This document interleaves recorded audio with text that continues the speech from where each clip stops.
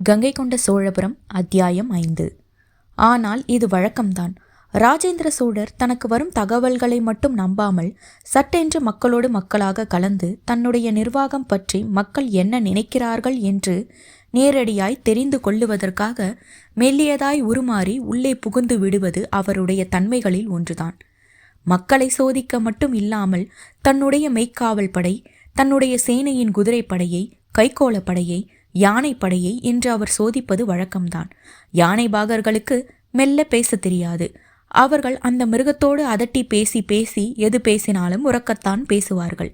எனவே அந்த இடத்தில் பாகனோடு பாகனாய் யானையில் ஏறி நின்று ஏதேனும் ஒரு யானையை மெல்ல நகர்த்தி கொண்டு போவார். மற்றவர்கள் பேசுவதை உறக்க கேட்பார். அப்பொழுது அவருடைய உடை யானை பாகனுடைய உடையைப் போல மறுக்கிய தலைப்பாகையும், அந்த தலைப்பாகை அவிழாமல் இருப்பதற்கு அங்கங்கே பித்தளை ஊசியும் சொருகியிருப்பார்கள். தோளில் துண்டு போட்டு அதன் மீது அங்குசம் தொங்கவிட்டிருப்பார்கள். வேட்டியை பஞ்சகச்சமாக கட்டாது வெறுமே மடித்து கட்டி சுத்தமாக கட்டிக்கொள்வார்கள். அந்த தட்டு சுத்துக்கு மேல் 3ஆம் துண்டை விரித்து வேட்டி அழுக்காகாமல் உடுத்தி கொள்வார்கள். அந்த 3ஆம் துண்டு யானையின் மீது பட்டு அழுக்காக இருக்கும். வேட்டி சுத்தமாக இருக்கும். யானையின் கழுத்துக்கு அருகே உட்கார்ந்திருப்பதால் காதுகளில் சமிக்ஞை செய்ய சில சமயம் கற்கள் பொருத்திய வீரக் கழலை வலது காலில் அவர்கள் அணிவதுண்டு. அதேபோல வணிகனாய் உடுத்தி கொண்டு பல சமயம் ராஜேந்திர சோழர் தஞ்சையை உலா வந்திருக்கிறார். வேறு ஊருக்கு பயணப்பட்டிருக்கிறார். இரவு நேரம் மெல்ல நகர்ந்து போய் மெய்க்காவல் படைக்கு அருகே தூங்கியிருக்கிறார். விடியற் காலையில் மெய்க்காவல் படை முழித்து கொண்டு மன்னரை காணோம் என்று பதறி நாலாபுரமும் தேட இவர் அயர்ந்து தூங்கிக் கொண்டிருப்பார். இவரை தட்டி எழுப்பி, அடை எழுந்திரையா, மன்னரை காணோம் என்று உலுக்குவார்கள். இவர் எழுந்து நின்று சோம்பல் முறிக்க மொத்த மெய்க்காவல் வடையும் இவர் காலில் விழும்.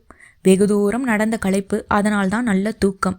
இல்லையா நண்பர்களே என்று அவர் பேசுவதை எப்படி எடுத்துக்கொள்வது என்று தெரியாமல் மெய்க்காவல் படை விழிக்கும்.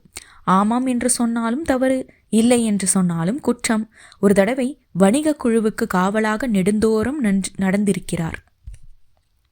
அடே குண்டா என்று வந்த வணிகர் இவரிடம் விழித்திருக்கிறார்.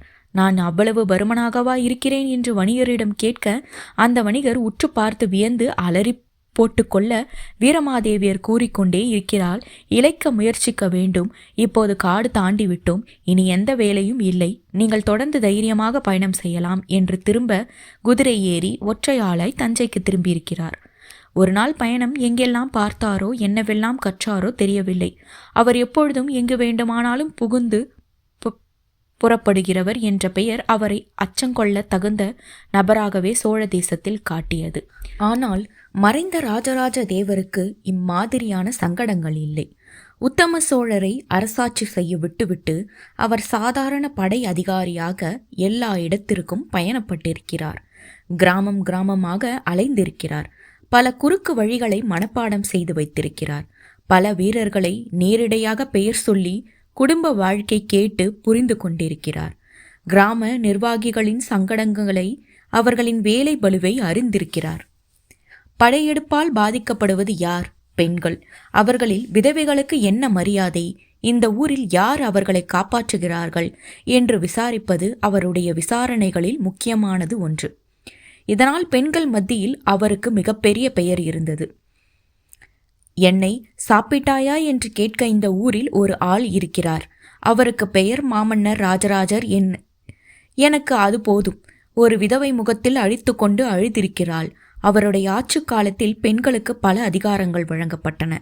அவர்களுக்கு நிர்வாகத் திறமை உண்டு என்பதை புரிந்து கொண்டு அவர்களில் பலரை அரண்மனையில் அதிகாரிச்சிகளாக நியமித்தார். உத்தம சோழன் ஆண்டிருந்த 16 ஆண்டு காலம் இவருக்கு சோழ தேசத்தினுடைய மொத்த மனோநிலைமையும் தெல்ல தெளிவாக பிடிபட்டு விட்டது. எனவே அவர் மன்னரான பிறகு மறைந்து ஒளிந்து பார்க்க வேண்டிய அவசியமே இல்லாமல் போய்விட்டது. அவர் ஒரு கேள்வி கேட்டால் 15 பதில்கள் தயாராக அவரிடம் பரிமாறுவதற்காக காத்திருக்கும். கேட்டதற்கு மேலும் விவரம் கிடைக்கும். ஆனால் ராஜேந்திர சோழர் அவ்விதமில்லை. இளவரசராகவே இருந்து மாதண்ட நாயகராக உயர்ந்து படையெடுப்புகளுக்காக பல நேரங்களில் வெளியூரில் அலைந்து திரும்பி வந்தவர். அவருடைய கோபம் சோழ தேசத்தில் மிகவும் பிரசித்தமானது.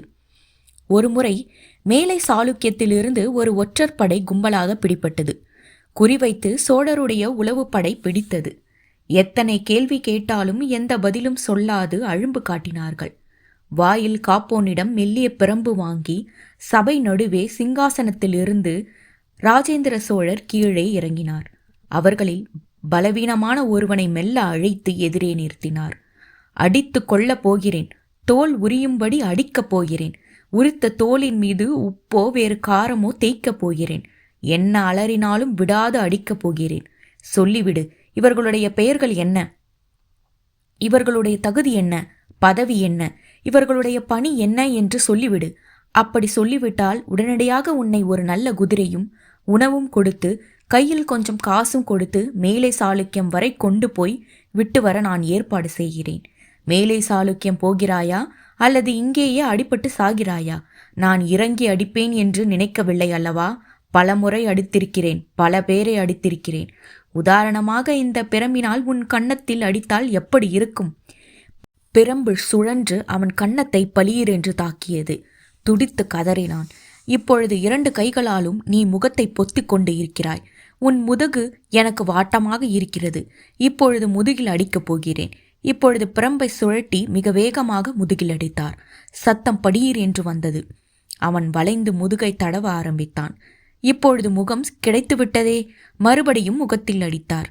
முகம் முதுகு முகம் முதுகு மாறி மாறி அடிக்க நின்று கொண்டிருந்த அத்தனை மேலை சாளுக்கிய உளவுப்படையும் மண்டியிட்டது. தங்கள் பெயரை சொன்னது, பதவியை சொன்னது. அதில் உபதளபதியாக ஒருவன் இருக்கிறான் என்பதும் தெரிய வந்தது. படைத்திறனை கணக்கிட்டு வருவதுதான் எங்கள் பணி. 3 வார காலம் அவகாசம். எத்தனை யானைகள் இருக்கின்றன என்று மட்டும் முக்கியமாக கணக்கிட சொன்னார்கள். குதிரைகள் கணக்கும் இருக்கின்றன. காலாட்படையை, தெரிஞ்ச கைகோளப்படையை எங்களால் நிர்ணயம் செய்ய முடியவில்லை. உங்களிடம் அம்பும் வில்லும் குறைவு, ஈட்டிகள் அதிகம் என்ற விவரங்களை சேகரித்து விட்டோம். நாளை மறுநாள் நாங்கள் கிளம்பி போவதற்காக ஒன்று கூடினோம். மடக்கிவிட்டார்கள். இவ்வளவுதான் எங்களுடைய வேலை. தயவு செய்து அவரை துன்புறுத்தாதீர்கள். ஏன், ஓர் சாதாரண வீரனை துன்புறுத்தினால் உபதளபதியாகிய உங்களுக்கு எங்கே வலிக்கிறது? அவர் சாதாரணர் இல்லை. பிறகு ராஜவம்சத்தை சார்ந்தவர், 3வது இளவரசர். சபை திகைத்து நின்றது. ஆஹா ஹாஹா என்று கோஷம் போட்டது. பலர் பல் கடித்து எழுந்தார்கள், வாள் உருவினார்கள். ராஜேந்திர சோழர் பிரம்பை கீழே போட்டார். அரண்மனை வைத்தியரை கூப்பிடுங்கள், உடனடியாக வைத்தியம் செய்ய சொல்லுங்கள். வலி மறப்பதற்கு மது கஷாயத்தை, புளித்த காடியை வாயில் ஊற்ற சொல்லுங்கள். உண்பதற்கு உணவு கொடுங்கள். இவருக்கு படுப்பதற்கு நல்ல இடம் கொடுங்கள், நன்கு தூங்கட்டும். பிறகு உன் பெண் குதிரையை கொடுத்து அதில் உட்கார சொல்லி மிருதுவாக மேலை சாளுக்கியம் அனுப்பிவிடுங்கள். உபதளபதியாரே, என்னுடைய மொத்த படை விவரமும் உமக்கு இன்று மாலைக்குள் தரப்படும். உமது இளவரசருடைய உடல்நலம் தேறியவுடன் நீங்கள் அத்தனை பேருமே மேலை சாளுக்கியம் திரும்பிவிடலாம். உங்களுக்கு ஒருவித தொந்தரவும் இருக்காது. இதை நான் ஆணையாக பிறப்பிக்கிறேன். சோழ தேசத்தின் எல்லை வரை சோழ படை வீரர்கள் உங்களுக்கு துணையாக வருவார்கள். அதுவரை உங்கள் கைகள் கட்டப்பட்டிருக்கும். சோழ தேசம் எல்லை தாண்டியதும் கட்டவிழ்த்து குதிரைகள் கொடுக்கப்பட்டு நீங்கள் ஊருக்கு அனுப்பப்படுவீர்கள். நடுவில் ஏதேனும் எந்தவித விவகாரமும் நீங்கள் செய்துவிடக்கூடாதல்லவா? அதற்காகத்தான் இந்த ஏற்பாடு. உங்கள் இளவரசல் நல்லபடி கவனிக்கப்பட்டு கை கால் பிணைக்கப்படாமல் உற்சாகமாக மேலை சாளுக்கியம் போய் சேருவார். கவலைப்பட வேண்டாம். விஷயம் எளிதாக முடிந்தாலும் அந்த இளவரசன் வாங்கிய பிரம்படி சோழ சபையை கதிகலங்க செய்திருந்தது. இப்பொழுது ராஜேந்திர சோழர் தலைப்பாகியை இறுக கட்டியிருந்தார். இவர் முக்கியமாக கவனிப்பது தன்னுடைய தலை அலங்காரத்தை. கொஞ்சம் வினோதமானது. அவர் கேசம் மிருதுவானது, நீண்டது, முகத்தில் படர்ந்து விழக்கூடிய தன்மையுடையது. அப்படி கேசம் பறந்து தன் நெற்றியை மறைக்காமல் இருக்க அவர் பிஞ்சு ருத்ராட்சமோ பவழ மாலையோ தன் தலையில் அழுத்தமாக அணிந்து கொள்வார். சைவ மடாதிபதிகள் செய்கின்ற அலங்காரம் போல அவருக்கு இருந்தது. அவர்கள் இந்த அலங்காரம் செய்ய ஆரம்பித்ததும் சைவ மடாதிபதி அவர்கள் அப்படி மாலை அணிவதை கைவிட்டு விட்டார்கள். இப்பொழுது என்ன செய்வது? ராஜேந்திரரை நோக்கி போவதா அல்லது இங்கேயே நிற்பதா? ராஜேந்திரர் உள்ளே வரலாம் என்ற சைகை அவரது மெய்க்காப்பாளர்களால் தொலைவே இருந்து காட்டப்பட்டது. தலைப்பாகை அவிழ்த்து ஒரு முறை உதறி மறுமுறை கட்டிக்கொண்டார்கள். அது பார்வைக்கு சாதாரணமாக தெரிந்தாலும் உள்ளே வரலாம் என்பதற்கான தனித்த சமிக்ஞை என்பது அருண்மொழி புரிந்து கொண்டான். ராஜேந்திரர் மெல்ல பறவை நாச்சியாரோடு பேசியபடி கோவிலின் இடப்புறம் இருக்கின்ற வாசலை நோக்கி நடந்தார். வலப்புறம் பொதுமக்கள் போய்க் கொண்டிருந்தார்கள். விமானத்தை ஆச்சரியத்தோடு பார்த்தார்கள். வலப்பக்க வழியாக ஏறுவதற்கு இன்னும் சில நாழிகைகள் ஆகும். இவர்களுக்கு சாப்பாடு எங்கே இருந்து வரும்? எடுத்து வருகிறீர்களா? வேறு ஏதேனும் வழங்க வேண்டுமா? குடிநீருக்கு இங்கு வசதி இருக்கிறதா? அவர் யாரை இதற்கு அனுப்புவது என்கிற போது செம்புலி அருகே வந்தான். நான் வந்தியத்தேவர் மெய்க்காவல் படைகளை சுற்றிலும் நிற்க வைத்து விட்டேன். அவர்கள் நகர்ந்து கொண்டிருக்கிறார்கள். நீங்கள்தான் இப்பொழுது மன்னருக்கு அருகே உறுதுணையாக நிற்க வேண்டும். சற்று வியப்பாக இருந்தது. நான் உங்களிடமிருந்து சற்று தொலைவில் நின்று கொண்டிருப்பேன். பொதுமக்களை உடனடியாக உள்ளே வர வேண்டாம் என்று தடுப்பதற்கு அதிகாரிகளை கேட்கப் போகிறேன். அது தவறாக வராதா? மன்னர் இருப்பது தெரிந்து விடாதா? இல்லை, உள்ளே சில சீரமைப்பு வேலைகளை செய்து கொண்டிருக்கிறார்கள் என்று பொதுமக்களிடம் தெரிவித்து விடுவேன். கால் நாழிகை அரை நாழிகையில் அனுப்பிவிடுவார்கள் என்று உட்கார வைத்து விடுவேன். உட்கார்ந்தால் போதுமா? உணவுக்கு ஏதேனும் வழி உண்டா? அவர்கள் கையில் எடுத்து வந்திருப்பார்கள். இளநீர் இருக்கிறதல்லவா? சரி, வீரர்கள் மூலம் அந்த இடத்திற்கு அனுப்புகிறேன். ஒரு இளநீர் ஒரு மாடை. ஏன் இலவசமாக கொடுத்தால் என்ன?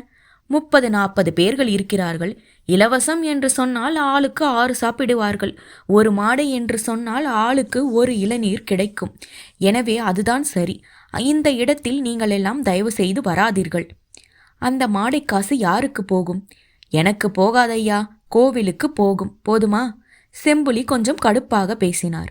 சிவன் சொத்து குலநாசம் உங்களுக்கு மட்டும்தான் தெரியுமா? எங்களுக்கும் அதுதான் ஐயா பாடம். அழுத்து கொண்டான். தொலைவே மாமன்னர் ராஜேந்திரர் ஒரு கல்வெட்டருகே நின்று, நான் கொடுத்தனவும் நம் அக்கன் கொடுத்தனவும் நம் பெண்கள் கொடுத்தனவும் நாம் கொடுத்தார் கொடுத்தனவும் என்று அவர் படித்து கொண்டு போக பறவையாரும் வீரமாதேவியும் தலை சாய்த்து தொடர்ந்து படித்தார்கள். படியேறினார்கள். அவர் உள்ளே போனதும் வந்தியத்தேவரும் அருண்மொழியும் விரைவாக உள்ளே நுழைந்தார்கள். மாமா வணக்கம். ராஜேந்திர சோழர் மரியாதையாக வந்தியத்தேவரை நோக்கி கைகூப்பினார். மைத்துனரே வணக்கம். மன்னர் நிதியமைச்சர் என்பதெல்லாம் போய் உறவு முறை முதலில் வந்து நின்று கொண்டது. அருண்மொழி குனிந்து வணக்கம் சொன்னான். பொதுமக்கள் அதிகமாக இருக்கிறார்களே, என்ன செய்வது? ராஜேந்திரர் கேட்டார். உள்ளே சீரமைப்பு பணிகள் நடந்து கொண்டிருக்கின்றன. ஒரு அரை நாழிகை உட்கார்ந்து கொண்டால் போதும். உள்ளே சுவாமி தரிசனத்திற்கு போய்விடலாம் என்று சொல்லப்பட்டிருக்கிறது. செம்புலி போயிருக்கிறார். அந்த மக்கள் குடிப்பதற்கு நீர் இருக்கிறதா? இளநீர் போய்க் கொண்டிருக்கிறது. அப்படியா? இந்த இடத்தை மற்றவரை அனுப்பாமல் நானே நேரே வந்து சோதிக்க வேண்டும் என்று விரும்பினேன். இதை தொடர்ந்து எப்படி பராமரிப்பது? பராமரிக்க என்ன செலவு? இந்த கோயிலுக்குள் முடியாத வேலைகளை எப்படி முடிப்பது? யாரை வைத்து முடிப்பது? அதற்கு என்ன செலவு என்பது பற்றி நிதி அமைச்சரோடு எனக்கு பேச வேண்டும். அதுவும் தவிர இந்த கோவிலில் உள்ள இந்த குறைகள்தானா? இந்த கோவில் மூலியாக இருக்கிறதா? அல்லது இந்த வேலைகள் மொத்தமும் முடிக்கப்பட வேண்டுமா? முடிக்க வேண்டிய அவசியம் எனக்கு உண்டா? அல்லது வேறு எவர் தலையிலாவது சுமத்தலாமா? இது நாள் வரை ஏன் எவரும் இந்த கோவிலுடைய முழுமை பூர்த்தியாக வேண்டும் என்று முயற்சி செய்யவில்லை? ஏன் குறையாக முடிந்த வேலைகளை முடிக்க வேண்டும் என்று எவருக்கும் தோன்றவில்லை? இதற்கும் ராஜேந்திர சோழன் வந்து நிற்க வேண்டுமா? அவன்தான் உத்தரவு பிறப்பிக்க வேண்டுமா? எல்லா இடத்திலும் ராஜேந்திர சோழனை எதிர்பார்த்துத்தான் தஞ்சை காத்திருக்குமா? அப்பொழுது தஞ்சையில் உள்ள ராஜராஜ சோழனுடைய அதிகாரிகள் என்ன செய்கிறார்கள்? பேச பேச ராஜேந்திர சோழர் குரலில் உஷ்ணம் ஏறியது. வீரமாதேவியார் அருகே வந்து தோள் தொட்டு போதும் என்பது போல் சமாதானம் செய்தார். சட்டென்று ராஜேந்திரர் அடங்கினார். இந்த கோவில் மூலி என்று ஒரு காலம் சொல்ல முடியாது. அருண்மொழிபட்டன் மெல்ல பேசினான். சில வேலைகள் முடிவு பெறாமல் இருக்கின்றன. மற்றபடி ஆகம விதிகளின் கீழ் இந்த கோயில் வழிபாட்டு தலமாக மாறிவிட்டது. சரியானபடி ஹோம யஞ்ஞாதிகள் நடந்து பலவிதமான அபிஷேகங்களில் சிவரூபம் குளிர்விக்கப்பட்டு அதில் சாந்தியும் ஏற்பட்டு விட்டது. தொடர்ந்து பூஜைகள் அற்புதமாக நடந்து கொண்டிருக்கின்றன. ஓதுவார்கள் எவரும் குறையில்லாமல் வந்து தேவார திருவாசகம் ஓதுகிறார்கள். நிருத்தம் நடைபெறுகிறது. வீணை வாசிக்கப்படுகிறது. குழல் ஊதப்படுகிறது. மற்றவித தாள வாத்தியங்களும் ஒலிக்கப்படுகின்றன. வேதம் ஓதப்படுகிறது. எனவே இது ஒரு முழு கோவிலாக சரியான விதத்தில் செயல்பட்டு கொண்டிருக்கிறது. அருண்மொழிபட்டன் தொடர்ந்து பேசினான். மேலே நடன கரணங்கள் முடியவில்லை. ஓவியங்கள் சில முற்று பெறவில்லை. தலைக்கு மேல் இருக்கிற மாடத்தின் கீழ்ப்பகுதி முடிவு பெறவில்லை. அந்த மாடத்தின் உள்ளே தளத்திற்கு போக படிகள் அமைக்கப்பட்டு விட்டன. ஆனால் தூண்கள் நிறுவப்படவில்லை. தூண்கள் நிறுவி தளம் அமைத்து அந்த படிகள் உபயோகப்படுத்தினால் அந்த தளத்திலிருந்து மகாலட்சுமி சிலையும் கைலாய மலையும் இன்னும் இருகே நின்று தரிசனம் செய்யலாம். அப்படித்தான் மாமன்னர் ராஜராஜ சோழருடைய எண்ணமாக இருந்திருக்க முடியும். அப்படித்தான் இதை செதுக்கிய சிற்பிகளுடைய எண்ணமும் இருந்திருக்கக்கூடும். எதனால் இந்த வேலை முடியவில்லை என்று தெரியவில்லை. ராஜராஜர் மரணம் அடைந்ததும் எல்லோரும் ஒரு மாதிரி சோர்வடைந்து விட்டார்கள். ஒரு சிற்பி சொன்னது நினைவிலே இருக்கிறது. என்ன சொன்னார்? ராஜேந்திரர் வினவினார். அவர் தொட்டு பார்க்காத கல்லை நான் தூக்கி கொண்டு போய் எங்கே ஏன் நிறுத்த வேண்டும்? அவர் பார்த்த பார்வையில் இந்த கோவில் எப்படி இருந்ததோ அப்படியே இந்த கோவில் இருந்துவிட்டு போகட்டுமே, இதை எதற்காக முழுமையாக்க வேண்டும் என்று சொன்னார். தலைமைச் சிற்பியின் எண்ணமும் அதுவாகத்தான் இருக்கும். என்னிடம் வந்து கேட்க வேண்டும் என்று ஏன் தோன்றவில்லை? உங்களிடம் ஒரு பயம். என்ன பயம்? முடியாது என்று சொல்லிவிடுவீர்களோ என்று பயம். முடியாது என்று நான் ஏன் சொல்லப் போகிறேன்? தெரியவில்லை. நீங்கள் தனியாக ஒரு கோவில் கட்டி கொண்டிருக்கிறீர்கள். இந்த கோவிலை சீர் செய்ய வேண்டுமென்றால் முடியாது என்று சொல்வதற்கு வாய்ப்பு இருக்கிறது என்று பயப்பட்டிருக்கலாம். ஆக ராஜராஜருக்கு எதிராக நான் இருக்கிறேன் என்று சிற்பிகள் எண்ணிக்கொண்டிருக்கிறார்களா? அப்படி சொல்லிவிட முடியாது. இந்த இடத்தின் மீது உங்களுக்கு ஏற்படுகின்ற அக்கறையை விட ஜெயங்கொண்டத்தில் நீங்கள் கட்டி கொண்டிருக்கின்ற அரண்மனையும் கோட்டையும் கோவிலும் மிக உன்னதமான நிலைக்கு வரப்போகின்றன. அதில்தான் உங்கள் முழு கவனமும் இருக்கும். இது உங்கள் கவனத்தில் இருப்பானேன் என்கிற எண்ணமும் இருக்கலாம். அதை விடும். இந்த கோவில் மூலி இல்லை என்கிறீரா? ஒரு காலும் இல்லை. நீங்கள் அதை பற்றி அச்சம் தேவையில்லை. ஒருவேளை இந்த கோவில் மூலி என்று உங்களுக்கு எவரேனும் சொன்னாலும் உங்களுக்கு ஒரு ரகசியத்தை நான் சொல்ல விரும்புகிறேன். என்ன ரகசியம்? இந்த சிவலிங்கத்தை சுற்றி உள்ள ஆவுடையார் ஒரே கல் என்று பொதுமக்கள் நினைத்து கொண்டிருக்கிறார்கள். அப்படி சொல்லப்பட்டு வருகிறது. சிற்பிகளை கேட்டால் ஆமாம் என்று பதில் சொல்லாது வெறுமே தலையசைத்து விடுவார்கள். ஆனால் உண்மையில் அது ஒரே கல் அல்ல. 8 கல் ஒன்றாக பொருத்தப்பட்டு ஆவுடையாராக மாற்றப்பட்டிருக்கிறது. 8 கல் துண்டாக இருக்கின்ற ஆவுடையாரை இதுவரை நான் எந்த கோவிலிலும் பார்த்ததில்லை. இது எனக்கு புதிதல்ல. இதை பற்றி நான் ஒரு சிற்பி சொல்ல கேள்விப்பட்டிருக்கிறேன். என்ன காரணம் என்று கேட்டிருக்கிறேன். மாமன்னன் குறுக்கிட்டார். நமக்கு ஆவுடையார் முக்கியமில்லை, சிவலிங்கம்தான் முக்கியம். சிவலிங்கம் என்பது அந்த பானம்தான். அந்த பானம் அசையாமல் இருப்பதற்காக சுற்றி முற்று கொடுத்தது போல ஆவுடையாரை வைத்திருக்கிறோம்.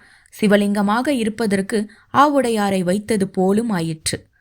முட்டு கொடுத்து நிற்பதற்கு சரியானபடி விஷயமும் ஆயிற்று என்று சொன்னார். ஏன் ஒரே கல்லில் ஆவுடையார் செய்யக்கூடாதா என்று கேட்டதற்கு, ஆவுடையாரை செய்து பானத்தை இறக்குவதா, பானத்தை இறக்கிவிட்டு ஆவுடையாரை இறக்குவதா? ஒரே கல்லில் அவ்வளவு பெரிய பானத்தை அல்லது ஒரு ஆவுடையாரை இடிக்காமல் எப்படி கீழே இறக்க முடியும் என்று மிகப்பெரிய கேள்வி இருக்கிறது. இந்த கேள்விக்கு எங்களுக்கு பதில் தெரியவில்லை. ஆகவே நாங்கள் துண்டு துண்டுகாக ஆவுடையார் இருக்கும்படி அமைத்துவிட்டோம் என்று சொன்னார். அவர் பேச்சும் நியாயமாகப்பட்டது. நீ கட்டுகிறாயே ஜெயங்கொட்டத்தில், அந்த கோவில் சிவலிங்கம் எப்படி இருக்கும்? இதைவிட அது பெரியது என்று கேள்விப்பட்டிருக்கிறேனே, வந்தியத்தேவர் விசாரித்தார். ஆ மாமா, சரியான இடத்திற்கு வந்துவிட்டார். மிகவும் நன்றி. கிட்டத்தட்ட இதே உயரம்தான் இருக்கும். ஆனால் பிளந்த ஆவுடையார் அல்ல, முழுமையான ஆவுடையார். ஆவுடையார் செய்து அடித்து வைத்து அதில் சிவலிங்கத்தை இறக்குவார்கள். இறக்குவதற்கு உண்டான வசதிகள் செய்திருப்பார்கள். அற்புதம், அற்புதம். திட்டம் தயாராகிவிட்டதா? வேலை முடிந்து விட்டதா? இன்னும் செதுக்கவே ஆரம்பிக்கவில்லை. அதைவிட அற்புதம் ஒன்று இருக்கிறது மாமா. என்ன ராஜேந்திரா?